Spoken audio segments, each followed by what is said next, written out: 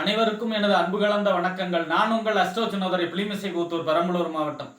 சந்திர திசையில் சுக்கிர புத்தி, அதாவது பார்த்தீங்கன்னா ஜோதிட சாஸ்திரத்தில் பலன் ஒருவருக்கு எப்படி பலன் நடக்குதுன்னா 80% பலன் அவருக்கு நடக்கக்கூடிய தசா புத்தி வழியாக தான் அவருக்கு பலன் கிடைக்கும். ஜாதகத்தில் என்ன இருக்கோ, அதாவது யோகம் இருந்தாலும் சரி, அவயோகம் இருந்தாலும் சரி, அது எல்லாமே தசா புத்தி வழியாக தான் அந்த ஜாதகருக்கு போய் சேரும்.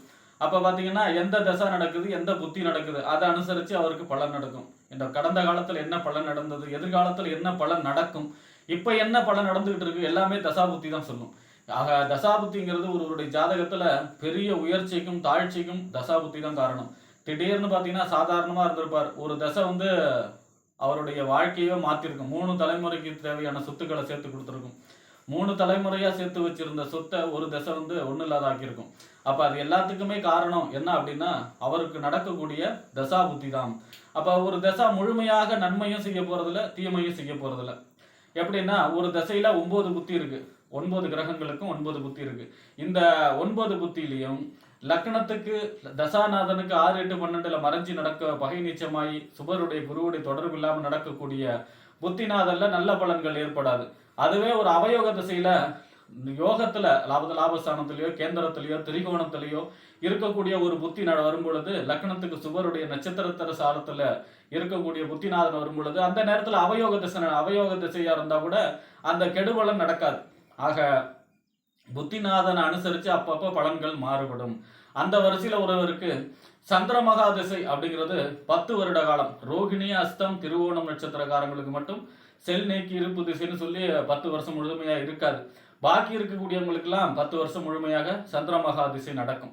இந்த சந்திரமகா திசையில சந்திர புத்தி, செவ்வாய் புத்தி, ராகு புத்தி, குரு புத்தி, சனி புத்தி, புதன் புத்தி, கேது புத்தி முடிஞ்சு சந்திரமகா திசையில சுக்கிர புத்தி.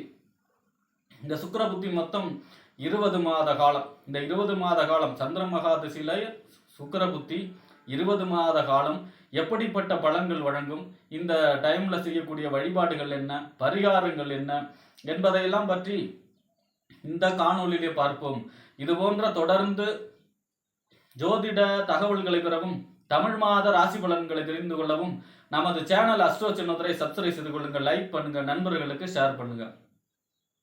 அதாவது பார்த்தீங்கன்னா சந்திர திசையும் சுக்கிர திசையும் ஒரே மாதிரி நல்ல பலன்களை செய்யும். சந்திரன் அப்படிங்கிறவர் குருவை விட வளர்பிற சந்திரன், பௌர்ணமி சந்திரன், குருவை விட சுப கிரகம், குருவை விட நல்ல பலன்களை தருவதில் வல்லவர். அதாவது பார்த்தீங்கன்னா மகாலட்சுமியின் சகோதரர் தான் சந்திர பகவான். காலச்சக்கரத்துக்கு 4வது இடம், 4ஆம் இடம் என்ன, கடகம். வீடு, வண்டி, வாகனம், மனை, தாயார், சொத்து, சுகஸ்தானம் இதெல்லாம் கொடுக்கக்கூடிய இடம். ஆக ஒருவருக்கு அசியா சொத்துக்களை கொடுக்கறதும், வீடு கட்டுக்கூடிய யோகத்தை கொடுக்கறதும், வெளிநாட்டு யோகத்தை கொடுக்கறதும், சுக வாழ்க்கையை கொடுக்கறதும், விவசாயம் செழிக்க வைக்கிறதுக்கும், தோட்டம் துறவு இந்த மாதிரி விவசாய நிலங்களை கொடுக்கறதுலையும் சந்திர பகவான் தான் முதன்மையானவர். அடுத்ததா பார்த்தீங்கன்னா காலச்சக்கரத்துக்கு 2ஆம் இடம், வாக்கு, தனம், குடும்பம், வருமான ஸ்தானத்தில் உச்சமடைகிறார். அப்போ செல்வ வளத்தை போதுமான ஒருவருக்கு குடும்ப வாழ்க்கைக்கு தேவையான அஷ்ட ஐஸ்வர்யங்களையும் செல்வ வளத்தையும் கொடுப்பவர் சந்திர பகவான். அப்போ இந்த சந்திர பகவான் வந்தாருனாலே வெளிநாட்டு யோகம், வீடு கட்டக்கூடிய யோகம், கண்டிப்பாக 10 வருஷத்துல அவரோட நிலை அனுசரித்து வீடு கட்டக்கூடிய யோகம், இந்த மாதிரியான யோகத்தை பெருமளவு செய்யும்.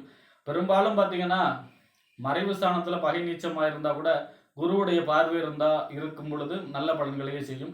காரகத்துவ அடிப்படையில் அவர் இருக்கக்கூடிய பலம், பகை நீச்சம், உச்சம், ஆட்சி வகையில் இருக்கக்கூடிய பலத்தை அனுசரித்து அந்த விகிதத்தில் நல்ல பலனை செய்வார். காரகத்துவ அடிப்படையில் நல்ல பலனை அதிகமாக செய்வார். அடுத்ததா பார்த்தீங்கன்னா சுக்கிர புத்தி 20 மாத காலம் மிக அற்புதமான காலம். திருமணம் கைகூடும். கேந்திரம், அதாவது லக்னத்திற்கு 1, 4, 7, 10, 1ஆம் இடம், 4ஆம் இடம், 7ஆம் இடம், 10ஆம் இடம். லக்னத்திற்கு திரிகோணஸ்தானம் 1ஆம் இடம், 5ஆம் இடம், 9ஆம் இடம். அதே மாதிரி தசாநாதனுக்கு சந்திரனுக்கும் கேந்திரம் திரிகோணத்தில் இருக்கிறது சால சிறந்தது, மிகவும் சிறப்பு.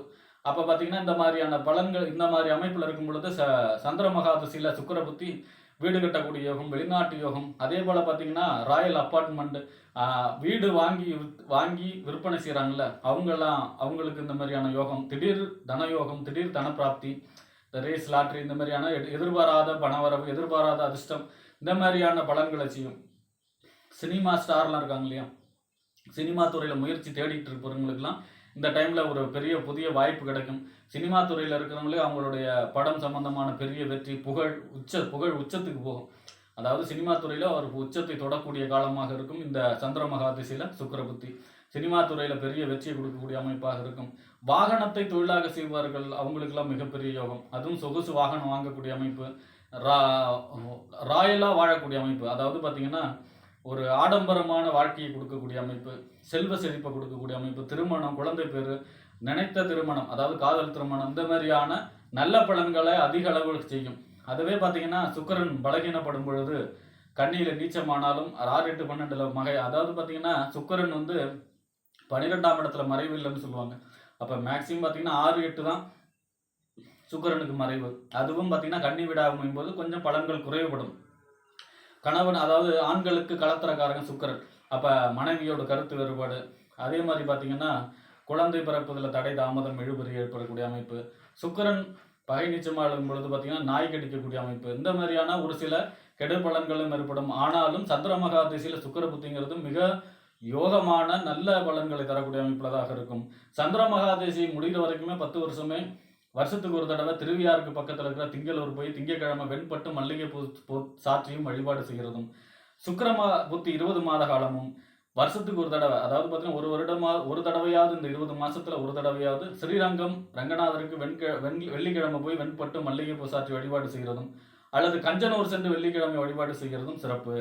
மகாலட்சுமி வழிபாடும் அதே போல பார்த்தீங்கன்னா ஒரு பௌர்ணமிக்கும் ஏதாவது ஒரு சக்தி வாய்ந்த அம்மனுக்கு 27 எலுமிச்சம்பழ மாலை கோத்து வழிபாடு செய்கிறதும். சந்திர மகா திசையில சுக்கிர புத்திங்கிறது உங்களுக்கு செல்வ செழிப்பையும், வீடு, மனை யோகம், தோட்டம், துறவு, வெளிநாட்டு யோகம், இந்த மாதிரியான குடும்ப வாழ்க்கைக்கு தேவையான அஷ்ட ஐஸ்வர்யங்களை கொடுக்கக்கூடிய காலமாக சந்திர மகா திசையில சுக்கிர புத்தி அமையும் என்று கூறி விடைபெறுகிறேன். நன்றி, வணக்கம்.